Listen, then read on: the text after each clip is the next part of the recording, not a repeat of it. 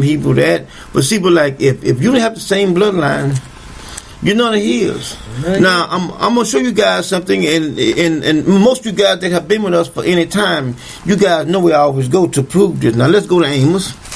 We're gonna go to the book of Amos now.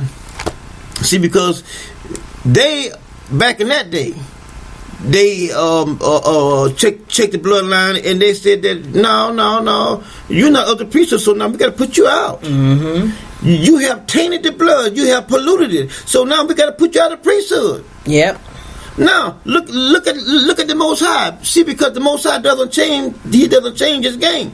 Now look at this right now. We're in the book of Amos 9. Let's look at 9 and 9. It says, for lo, this is the Most High, I will command and I will sift the house of Israel from among all nations. Who's the house of Israel? Levi. Try it. Levi. See that? I mean, it's right here in the page, my brothers and sisters. You cannot pollute His people. Can't do it. Now, he says here, He's going to sift the house of Israel from among all nations, like as corn is sifted in a sieve, yet shall not of the least grain fall unto the earth. Now let us explain this now. We know that Levi is scattered amongst all the nations. All of them. So when he pulls Levi out, when he sets the house of Israel back in order, He's going to set it back up. If your genealogy does not line up, you ain't going. You ain't on the hills. That's just how it works. Simple as that. This is His word, not ours. Now, the house of Levi, when he sets the priesthood back in order. Okay. Now let's go to Nehemiah. Nehemiah 7 and 7. Okay. Now we're going to do pretty much the same thing here. But we're trying to draw a picture here to show you guys the children. The children. God's concerned with the children. Now look what He says here in Nehemiah 7 and 7. Let's look at verse 7. Let's read that. It says pretty much the same thing that they read over there. It says, who came with Zerubbabel, Joshua, Nehemiah, Azariah, Jeshua, whatever. Nehemiah, all these here. And then verse 8 says the children. It goes right back and start talking about the children again. Now let's look at all are dealing with the children. Let's look at verse 36. It says again here, the children of what? Jericho. 300 what? 45. All these other names here, I can't pronounce them, but these are just y'all read them. Some familiar names that we know that the text talks about areas that they conquered, and they took cities when they was coming out of Egypt. Let's look at 39. What 39 says? The priests, the children of what? Judea, the house of, I can't pronounce the name, but anyway, you guys see what I'm saying here.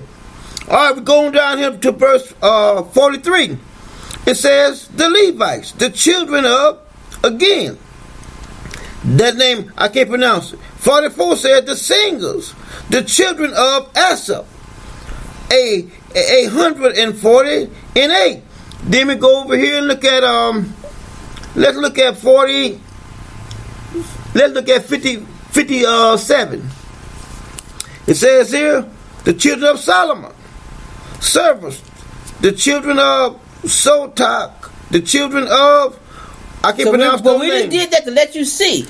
When God calls out, He calls out the same. All these are the children. These are the children. All right? But all these names is different places where they conquered. But I was just bringing up the names that we know that was of the kings and of the prophets, you know, and different ones. Okay? Now, let us go here to Ezra 7. Okay. All right? Are you there? Yeah. Okay, go ahead and read. Ezra 7, we're going to start with verse 10.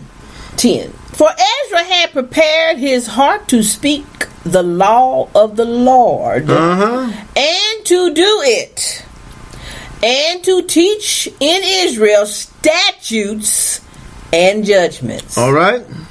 Now this is the copy of the letter that the king Zextros, gave unto Ezra the priest. The priest, The scribes, even a scribe of the word of the commandments of the Lord, and of his statutes in Israel.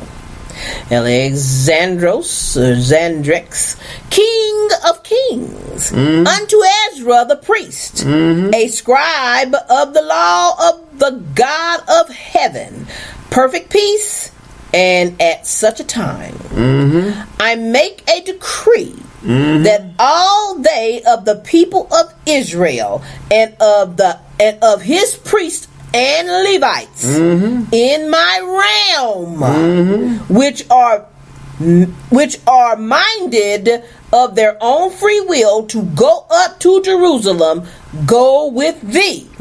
For as much as thou art sent of the king and of his 7 counselors to inquire counseling, Judah and Jerusalem, according to the law of the God which is in their land. Now, all right. This is an understanding of how God divides and separates. And he was talking to the priests and the Levites when Ezra came. And these people, he was asking them to do a thing. Right. Not all of Israel. Not the children of Israel. Not the people of Israel. The priests. All right. Now, we're going to talk about the people one more time, and then we're going to close out, okay? We're going to look at Ezra 9. Okay. And we're going to show you that there's a difference, okay, between the children and the people. Ezra 9 and 1. Look what it says. Are you there? Not yet. Okay. All right. I think it's pulling up. Okay. Ezra 9, verse 1. Now when these things were done, the princes came to me, saying, the people of Israel. Not the children. Not the children now. These are the grown-ups. The grown-ups. The one that's 20 and 20 on up to like 35 or 40. Because once you get up in the age, then you go to the elders. Okay, now look what he says here. The people of Israel and the priests and the Levites have not separated themselves from the people of the land. Not the children. Not the children now. See, because you guys know how it is. There in life, you know, when you figure you're grown and you're growing up and you got little ones that are under you. Nah, you can't do what I do. You know what I mean? You stay back here. We're going to go out here and do what we want to do. You know what I mean? We doing what grown folks do, as they say. See that?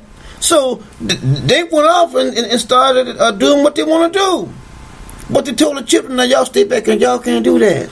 Children didn't do it. See, that's why it doesn't speak about the children. It speaks about the people of Israel. Because he's going to explain this. He says, doing according to their abominations, even of the Canaanites and the Hittites, the Perizzites, the Jebusites, the Amorites, the Moabites, and the Egyptians, and the Amorites. I guess I said that twice. And Menites. For they have taken up their daughters for themselves. Now you think about this right here now. A child can't do that. He can't. Nope. Grown people do this. Do that. So you see here, clearly it's right in the pages. All you gotta do is just think about it. It clearly makes a distinction between the children and the people. These are grown folks. These are not children. He says, for they have taken of their daughters for themselves and for their sons, so that the holy seed have mingled themselves with the people of their land. Grown folks. The Amorites, the Canaanites, the Jebusites, all them folks. Grown folks and grown folks. Not children. Folks. Not children and children. I mean, even if you think about it, back when they were sending all of our young men over in Vietnam. It was 18 or 19 years old. Number of children. They were sending children over there to be slaughtered. Children over there they want to kill die. The children. Because if we get rid of children, we get rid of you, because sooner or later you're gonna die off. You know, all them guns y'all got in y'all neighborhood that y'all claim all the drug dealers and all these people brought over there, y'all lying. The people trying to destroy y'all put them guns in your neighborhood. Mm-hmm. They put the drugs in there too. Everything that they can get. A liquor store on every corner. They make sure they got Lucifer House 2 footsteps away from the liquor store. The liquor store. Because when you come out that hellhole, you so goddamn confused, you need a drink. And then they know alcohol is a drug that slowly kills you. It doesn't kill you right away. Right, as long as they get you. And see, as long as they can get the black man mind confused where he can't think. Do anything they want to him. So my sisters and brothers, we hear a lot of me, no more daughter. We wish that this has been an eye-opener as far as showing you guys the difference between the house of Israel, which is the priests, the children of Israel, which is the children, and the people of Israel, which is the one that is over 20 years old, and the elders, okay? So until next time, my sisters and brothers, to our Sabbath, shalom. Shalom. All praises to the Most High God of Israel. My name is V.C.E. Smith, and it is a blessing to come before you this midweek teaching Israel. This week, we're going to get into a few things that, of course, will be disturbing. Of course, it seems like everything we teach is disturbing. But it's going to be disturbing because you're always going to hear something you never heard before. Hear a lot of me no more. And tonight, the Father said to tell them who the land belongs to. And when I say who the land belongs to, the promised land. Whose land is the promised land?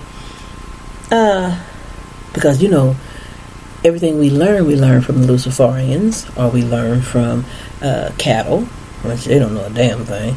But we've learned, all of our learning came from down under, from in hell.